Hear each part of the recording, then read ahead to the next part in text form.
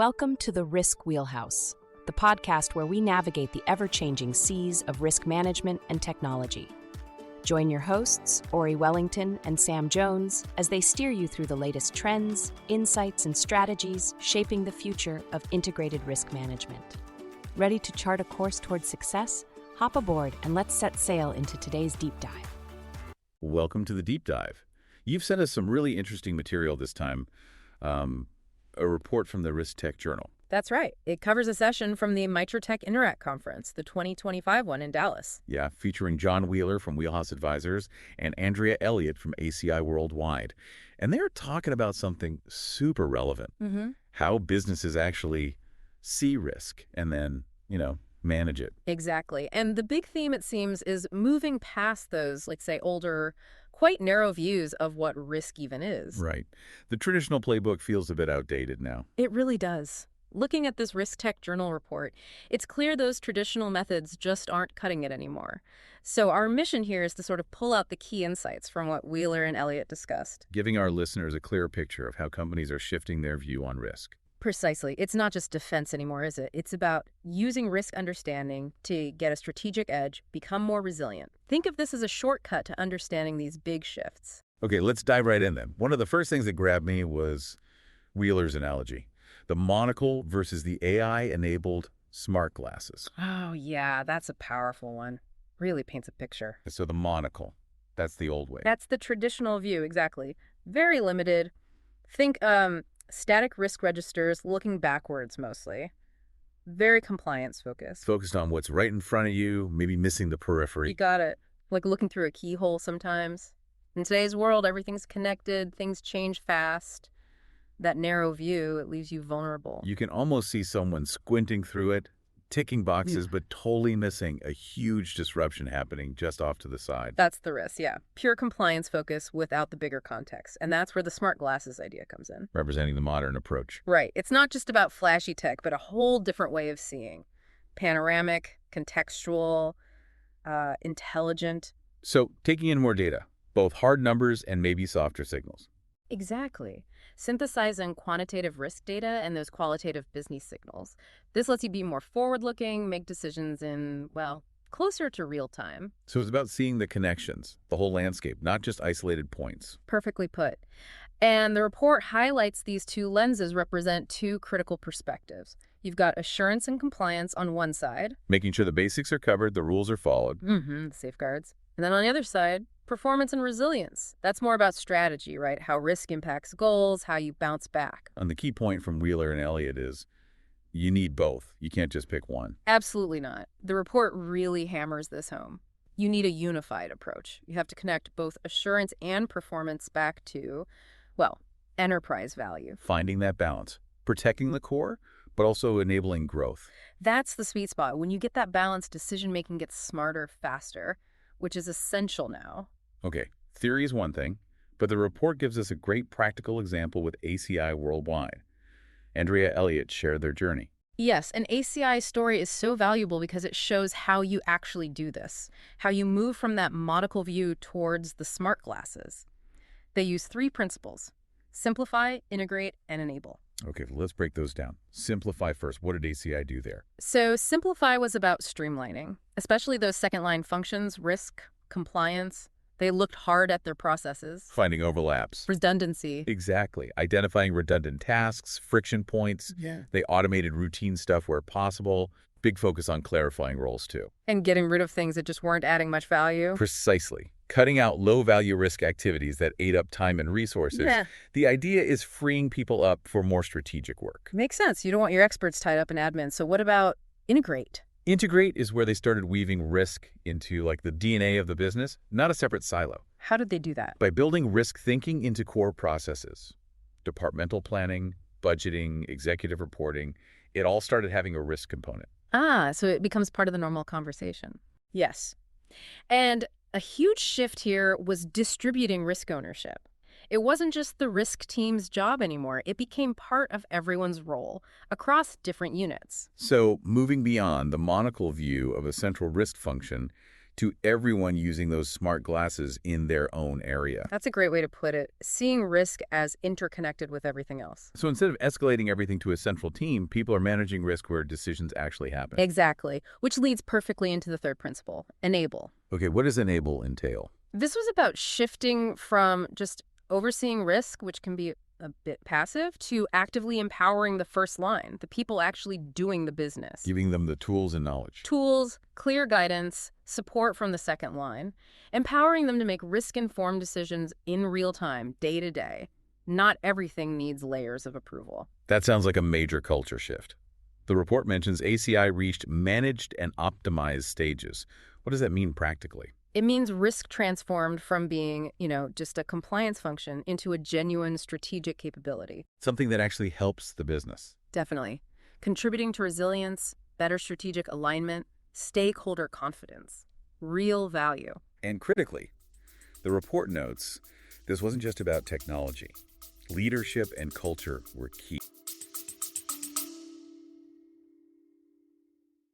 Are you ready to see risk management in action? At Wheelhouse Advisors, we've launched a new YouTube channel dedicated to integrated risk management.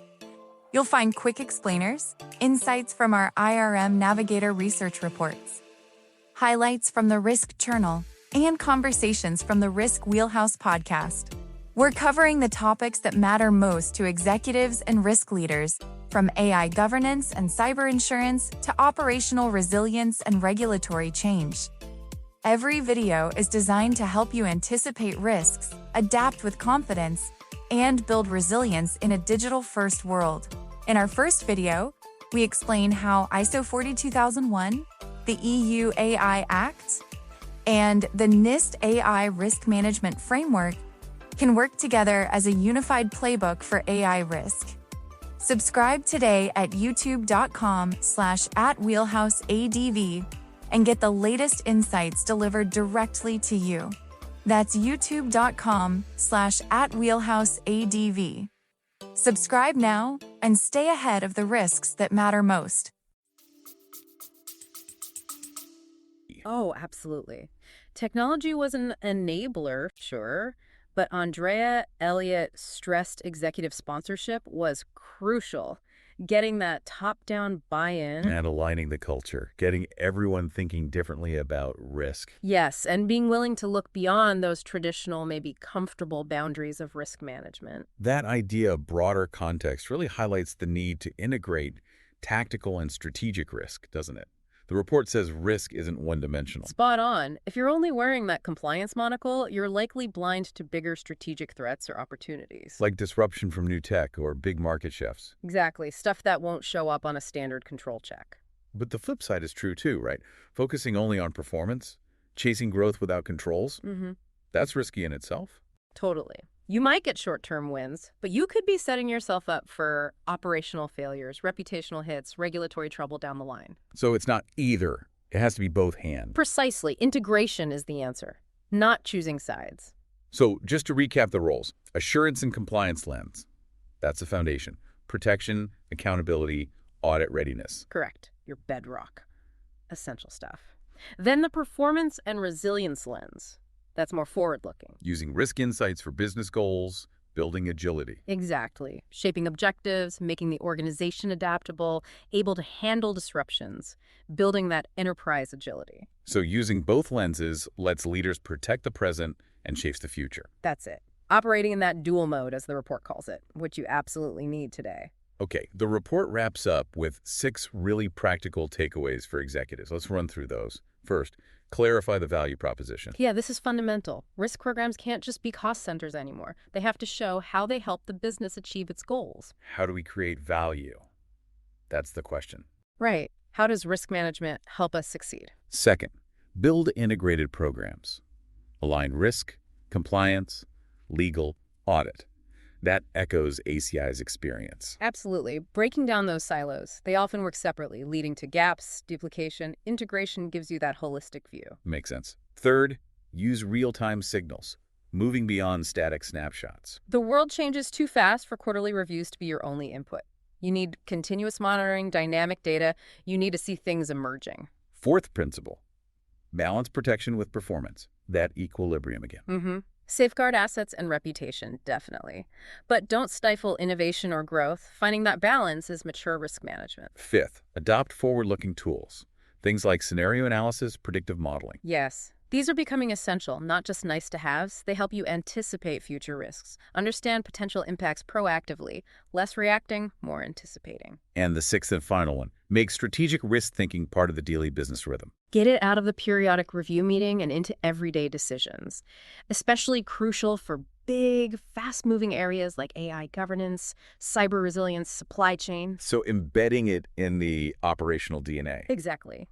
It needs to be just part of how business gets done. This all points towards a pretty big shift, summed up in the report as moving from control to capability. I like that framing.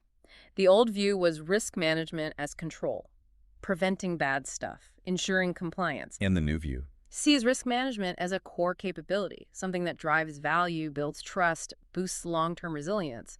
It's actually a source of competitive advantage if you do it right. And the benefits mentioned are pretty compelling. Better decisions, faster responses, Fewer nasty surprises. and ultimately a stronger competitive position. It's about ditching those simple risk charts that don't really connect to executive decisions. Right. It's about adopting a more mature, integrated, forward-looking approach that actually handles the complexity we face now. So for everyone listening, the key takeaway from this deep dive into that Mitratech session really seems to be the need for that two-lens perspective on risk. Definitely. You've got to balance the assurance and compliance, the safeguarding, with using risk insights to drive performance and resilience. It's an ongoing balancing act. And it's worth asking yourself, is your organization's view more like that limiting monocle, focused narrowly, or are you starting to use those smart glasses for a wider, more intelligent view? That's the question to ponder. Which leads us to a final thought to leave you with. In this world of, constant uncertainty and change, how can really embracing this dual perspective on risk, seeing both the threats and the opportunities, how can that actually unlock new paths for growth and innovation beyond just protection? Something to think about as you navigate your own challenges. Definitely. We've pulled these insights from the Mitratech Interact 2025 session, covered by the Risk-Tech Journal. If this sparked your interest, you might want to dig deeper into the ideas from ACI Worldwide and Wheelhouse Advisors, or check out the Risk-Tech Journal itself. That wraps up another episode of the Risk Wheelhouse. Thank you for spending time with us at Wheelhouse Advisors today. We hope you found the conversation insightful and actionable for your organization's risk strategies. Don't forget to subscribe on your favorite podcast platform, whether it's Apple Podcasts, Spotify, or Amazon Music. If you're looking for more in-depth analysis and thought leadership on risk technology, be sure to visit the Risk-Tech Journal at therisktechjournal.com. It's your go-to source for comprehensive articles, expert interviews, and the latest trends shaping the industry. Subscribe today to stay informed. For any inquiries or feedback, please contact us directly at info@wheelhouseadvisors.com, or feel free to connect with us on LinkedIn and x.com and share your thoughts or suggestions for future topics. Visit wheelhouseadvisors.com for more information and resources. Thanks again for joining us. Until next time, navigate wisely.